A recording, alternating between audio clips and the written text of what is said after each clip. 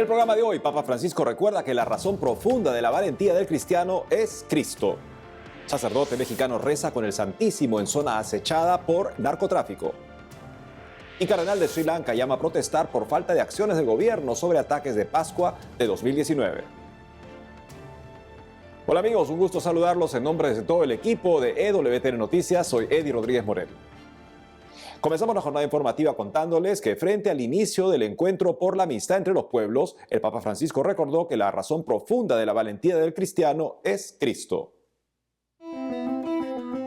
Hoy inició la edición número 42 del Encuentro por la Amistad entre los Pueblos, que fue cancelado el año pasado debido a la pandemia del coronavirus y que ahora se desarrollará hasta el 25 de agosto en la ciudad italiana de Rimini.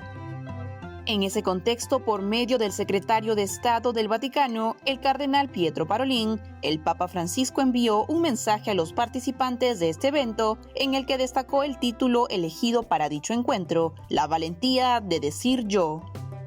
En esa línea, el obispo de Roma recordó que la razón profunda de la valentía del cristiano es Cristo.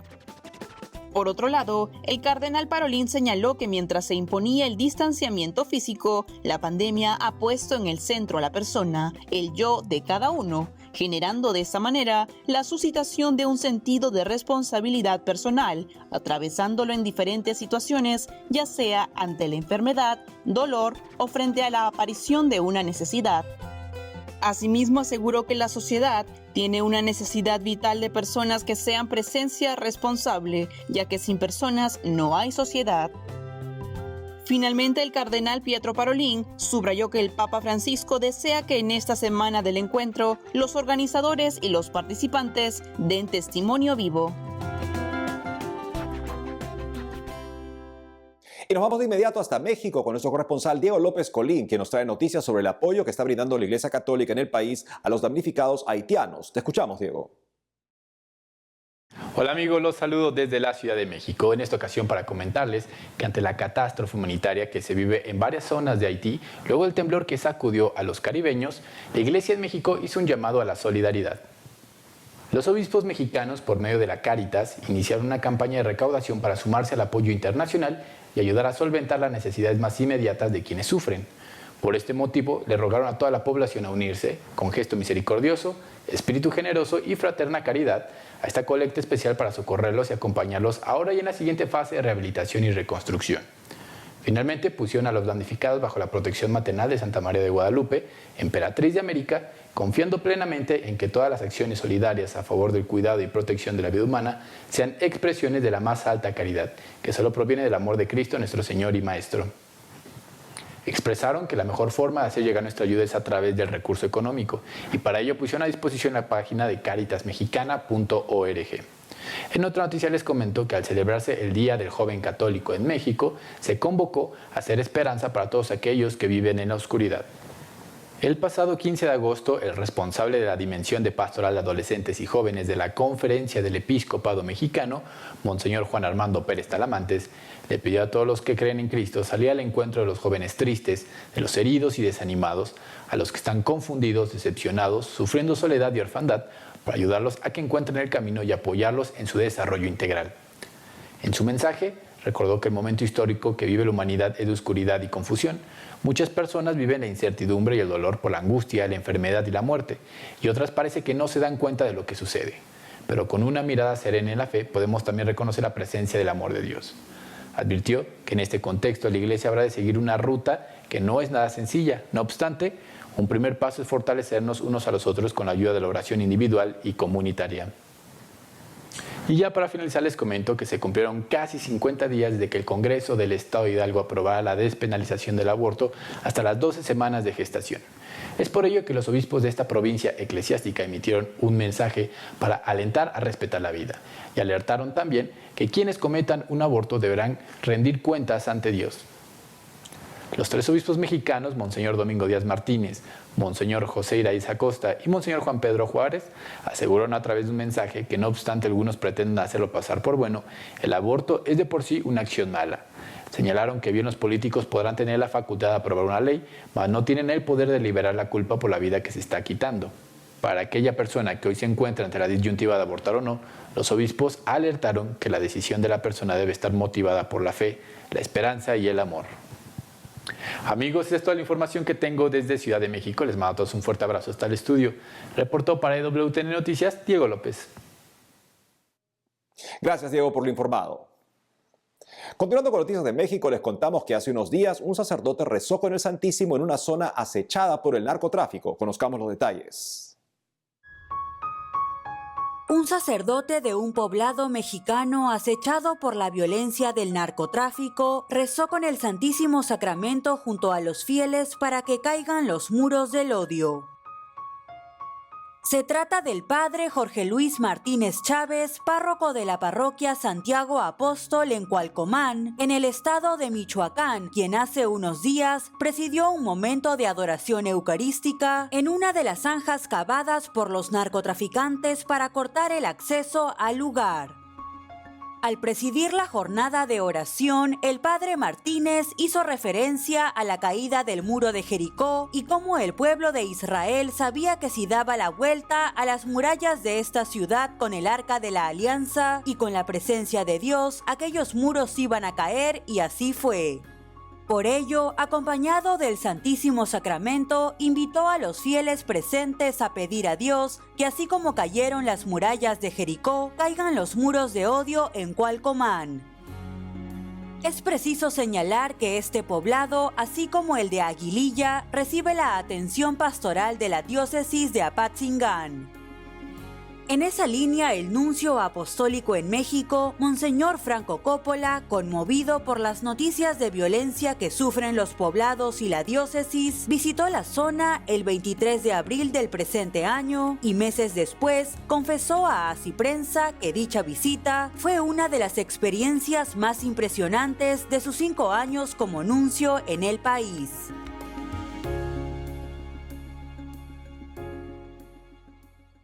Y nos conectamos con nuestra corresponsal en Colombia, Lida Lozada, que nos hablará sobre la preparación de la iglesia para conmemorar la 34 Semana por la Paz. Te escuchamos, Lida. Gracias, Eddie. Hoy los saludo desde la Catedral Primada de Colombia, ubicada en la Plaza de Bolívar de la ciudad de Bogotá, capital colombiana. Y desde aquí les cuento que la Iglesia Católica se prepara para celebrar la Semana por la Paz número 34. Del 5 al 12 de septiembre se estarán desarrollando diferentes actividades en distintas jurisdicciones eclesiásticas del país que buscan precisamente favorecer la lucha por la vida, por los derechos humanos, por la construcción de paz territorial, a partir de la presentación de diferentes experiencias que animan en este proceso a todos los colombianos. Precisamente estuvimos con Monseñor Orlando Olave, obispo de la diócesis de Tumaco, donde se llevarán a cabo actividades muy especiales en honor y en memoria a la hermana Yolanda Cerón, una religiosa nariñense que fue asesinada en el mes de septiembre del año 2001 bajo su lucha por la reconciliación, por la paz y por los derechos de las comunidades étnicas de ese territorio del país. Asimismo, se llevarán a cabo también otras actividades sobre las que nos cuenta el prelado. Haremos momentos de oración, haremos momentos de memoria, la Casa de la Memoria que juega un papel importante en esta celebración, la pastoral juvenil con eventos culturales, deportivos, recreativos, eventos de fiesta, de alegría, donde rememoramos ese deseo de paz y donde ponemos todas esas habilidades. Pero también, como usted bien decía, vamos a tener un segundo momento donde vamos a rememorar la memoria de la hermana Yolanda Cerón, una religiosa de esta comunidad, ¿no?, de nuestra diócesis, que trabajó en esta diócesis y que murió de manos de los violentos, los paramilitares. El 19 de septiembre la asesinaron frente a una parroquia por ser defensora de los derechos humanos, por ser promotora de la justicia, sobre todo para nuestras comunidades afros y nuestros resguardos indígenas. Y por eso vamos a tener también unos eventos de memoria, la Comisión de la Verdad, con los consejos comunitarios, los resguardos indígenas, organizaciones de derechos humanos. Vamos a recordarla en su legado y en su memoria. En ese marco también vamos a tener el encuentro de los obispos del Pacífico y Suroccidente, encabezados por el señor arzobispo de Popayán y el señor arzobispo de Cali. Vamos a reunirnos para reflexionar la realidad y cuál es el papel que sigue jugando la Iglesia en esta transformación. Y un encuentro nacional también de directores de pastoral social, que vamos a tener los días 18 y 19, justo en los días en que vamos a hacer la memoria de la hermana Yolanda, y vamos a hacer finalmente el lanzamiento de un libro que habla sobre su vida. Y en otras noticias, en conmemoración de los 10 años del Festival de Música Sacra de Bogotá, la Corporación Cultural Intercultura, en unión con el Ministerio de Cultura y con la Conferencia Episcopal de Colombia, se prepara para buscar los campanarios más antiguos del país. Esto debido a una publicación que piensan desarrollar con diferentes investigaciones, testimonios, imágenes y documentos que recrean esta búsqueda. Precisamente han querido invitar a unirse al pueblo colombiano con la campaña Busquemos el campanario más antiguo de Colombia. Muy bien, esas fueron las principales noticias de la Iglesia Católica desde Colombia. Ustedes, como siempre, gracias por estar conectados con nosotros. Nos vemos pronto. Adelante, estudio. Gracias, Lida, por la información. En otras noticias, el arzobispo de Colombo, en Sri Lanka, hizo un llamado a protestar ante la falta de acciones por parte del gobierno sobre los ataques de Pascua del 2019. En recientes declaraciones, el cardenal Malcolm Ranjith, arzobispo de Colombo en Sri Lanka, ha pedido a la gente que se manifieste este 21 de agosto levantando una bandera negra frente a sus hogares, instituciones y mercados a manera de un fuerte símbolo de protesta silenciosa ante la falta de acciones legales por parte de las autoridades del país contra los sospechosos de los atentados del domingo de Pascua de 2019. Como se recuerda, en esta fecha, más de 260 personas murieron y más de 500 resultaron heridas en los ataques suicidas coordinados en 3 iglesias, 4 hoteles y un complejo de viviendas en Sri Lanka.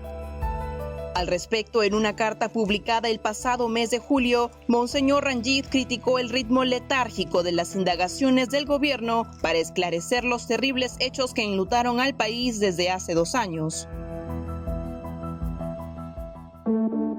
Asimismo, cuestionó por qué las recomendaciones formuladas por una investigación oficial del caso aún no se han cumplido. La misiva fue firmada por el mismo cardenal, varios otros obispos y cerca de 30 sacerdotes nacionales. Es preciso señalar que en declaraciones anteriores desde la Arquidiócesis de Colombo han manifestado que está claro que el gobierno no tiene interés en descubrir la verdad sobre el ataque, que lo van a tapar y que se lavarán las manos.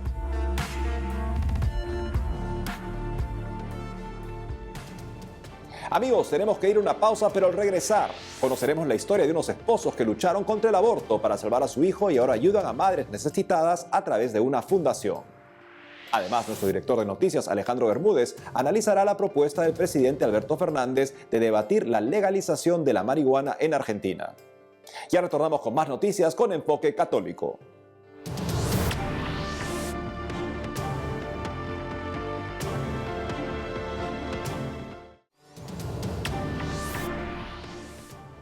Bienvenidos nuevamente al programa. Ahora conozcamos en la siguiente nota la historia de Evelyn y Randy James, 2 padres de familia que lucharon contra el aborto para salvar a su hijo y ahora ayudan a madres necesitadas. Veamos todos los detalles. Cuando Evelyn y Randy James esperaban a su 6º hijo, los médicos les recomendaron el aborto. Sin embargo, los padres norteamericanos rechazaron esta alternativa y ahora, inspirados en esta lucha, iniciaron una organización que ayuda a las mujeres embarazadas a decirle no a las prácticas abortivas y sí a elegir la vida. Al respecto, la Fundación Paul Stephan fue creada en 2006 y lleva como lema Salvando bebés, una mamá a la vez.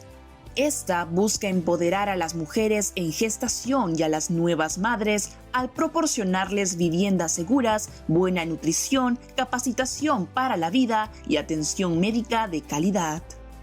Es preciso destacar que la institución con sede en Locust Grove, Virginia, Estados Unidos, lleva el nombre de Paul Stephan, el bebé de Evelyn y Randy James, el pequeño al que los médicos le predijeron que moriría antes de nacer por una enfermedad pulmonar mortal. Sin embargo, Paul Stephan nació y milagrosamente pudo vivir 41 minutos y recibir el amor de su familia antes de partir. El nombre de Paul viene del padre Stefan Paul Starsinski, un amigo de la familia que los apoyó durante todo el difícil camino. Cabe mencionar también que la fundación ha ayudado a cientos de personas mientras prestan servicios en las regiones de Fredericksburg y el norte de Virginia. Incluso la semana pasada, la organización abrió un nuevo hogar en Orange, Virginia, que puede albergar hasta 21 mujeres y a sus hijos. Y nos vamos hasta Denver para conectarnos con nuestro director de noticias, Alejandro Bermúdez, quien nos hará un breve análisis sobre la propuesta que hizo hace unos días el presidente de Argentina, Alberto Fernández, sobre abrir sin hipocresía el debate por la legalización de la marihuana. Te escuchamos, Alejandro. Amigos de EWTN Noticias, es un gusto estar nuevamente con ustedes. Como ustedes recordarán, una novela que a mí me gusta bastante recordar y que se trató de una novela profética, ¿no? El título de la novela era 1984, obviamente muchísimos años atrás, pero la novela fue escrita en los 50s, ¿no? Y para ese entonces, George Orwell, el autor de la novela, imaginaba un futuro de total represión, donde iba a haber un único gobierno, pero donde la característica más importante del gobierno, además de la represión violenta y física para mantener el control de la población, era también el hecho de utilizar el lenguaje de una manera completamente manipulada. Por ejemplo, el organismo dedicado a la represión se llamaba el Ministerio del Amor, o sea, el que te agarraba palazos, ¿no? Y a cuerazos si hacías algo que no le gustaba al régimen, se llamaba el Ministerio del Amor. Y luego el Ministerio de la Abundancia era el que repartía la terrible escasez alimentaria y de recursos que existía por culpa de un régimen dictatorial como los que vemos nosotros en el mundo y específicamente en América Latina, ¿no? Vemos en Nicaragua, Venezuela, Cuba, y en consecuencia esta manipulación del lenguaje era utilizada como herramienta para gobernar. ¿Por qué menciono esto? Porque el presidente de Argentina ha llamado a quienes se oponen a la legalización de la marihuana recreacional hipócritas. O sea, él dice que quienes se oponen a la legalización en Argentina de la marihuana recreacional, o sea, para que se fume como cualquier cosa, que no existan penas, digamos, para su consumo, no existan penas para el transporte de una cantidad que puede ser considerada de consumo personal, entre comillas, etcétera, ¿no? Y que se convierte en una industria como la del alcohol, donde alguna gente podrá usarla, pero es una industria regulada, donde los que lo producen y los venden pagan impuestos, etcétera. Miren, hermanos, el debate sobre la marihuana recreacional legalizada es un debate relativamente viejo aquí en Estados Unidos. Especialmente les hablo yo desde el estado de Colorado, que fue el primer estado en los Estados Unidos en legalizar la marihuana recreacional, ¿no? Luego siguieron muchos estados, en este momento me parece que son 17, donde la marihuana recreacional ha sido legalizada, y en un momento se creyó que esto iba a correr como reguero de pólvora y que en muy poco tiempo prácticamente los 50 estados de los Estados Unidos iban a terminar legalizando la marihuana recreacional. Digo recreacional porque en algunos lugares se ha legalizado la marihuana medicinal, aduciendo, no conozco suficiente, digamos, medicina como para saber si es verdad o si es mentira, es que para algunas enfermedades como el glaucoma, por ejemplo, o como para la falta de apetito, las náuseas que vienen con el tratamiento del cáncer, la marihuana sería, y digo sería porque no todos están de acuerdo, un elemento que podría tener un efecto, digamos, paliativo o en consecuencia medicinal. Pero ¿qué cosa ha sucedido? Número uno, el dinero que se supone que iba a entrar por impuestos ha sido un completo fracaso.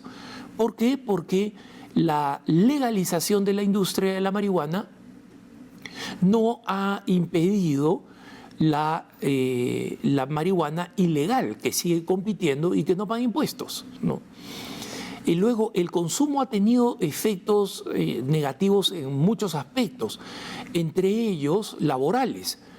Hay empresas que en una ciudad como Denver consideran que las pruebas de drogas que se toman para aplicar a un empleo, para aplicar a trabajar a EWTN, por ejemplo, hacemos una prueba de drogas, ¿no? Para que las autoridades de la entidad sepan que están contando con personas que no solamente son éticas, sino que fundamentalmente están en la plenitud de sus facultades en el momento de trabajar. Entonces, todo esto es fundamental. Todo esto es algo que demuestra que la marihuana tiene un lado oscuro muy importante en el incremento de accidentes, en el incremento de suicidios, por ejemplo, y en consecuencia creer que la legalización de la marihuana es una especie de panacea que resuelve todos los problemas es falso. Y esa es la razón por la cual las grandes campañas donde se daba por descontado que muchos estados iban a sumarse al consumo de marihuana recreacional, fracasó, desapareció. Por primera vez, algunos estados votaron en contra de la legalización de la marihuana recreacional.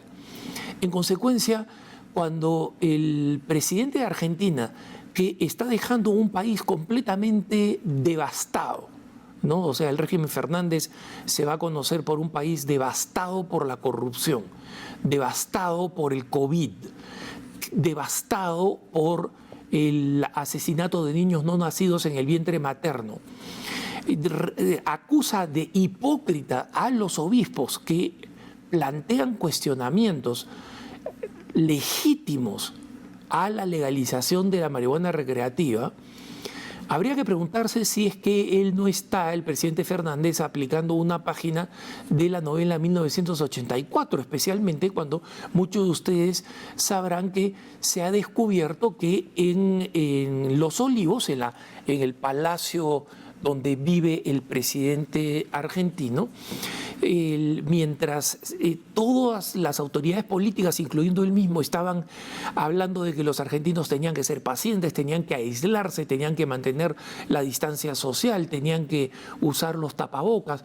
Resulta que ahora se han filtrado fotografías donde él está celebrando a todo meter con múltiples personas acomodadas y vinculadas al régimen, abrazadas, contentas, en un fiestón, mientras el resto del pueblo de Argentina sufre escasez o simplemente se muere. Y ese señor llama hipócrita a los obispos, ¿no? Es el mundo al revés. Estamos otra vez en el mundo en el que la gente decente es la gente que es hipócrita y los corruptos que celebran a espaldas del pueblo pidiendo y exigiendo lo que no están dispuestos a hacer son las personas que creen tener la parte alta moral. Es importante, hermanos, que reconozcamos estos procesos y que cuando defendamos los principios que son importantes, no solamente para nuestra fe, sino para la convivencia social, que son importantes para la sociedad, nosotros no nos dejemos intimidar por el uso de palabras de quienes están en contra de lo que nosotros pensamos, o peor aún, los que tienen intereses materiales invertidos en este proceso. Como siempre, los dejo en compañía de la mejor información, EWTN Noticias. Y es todo por hoy, amigos. Gracias por habernos acompañado. No dejen de seguirnos en las redes sociales y también a las 12 del mediodía, hora de Miami, por Radio Católica Mundial, en su programa Más que Noticias. Hasta entonces.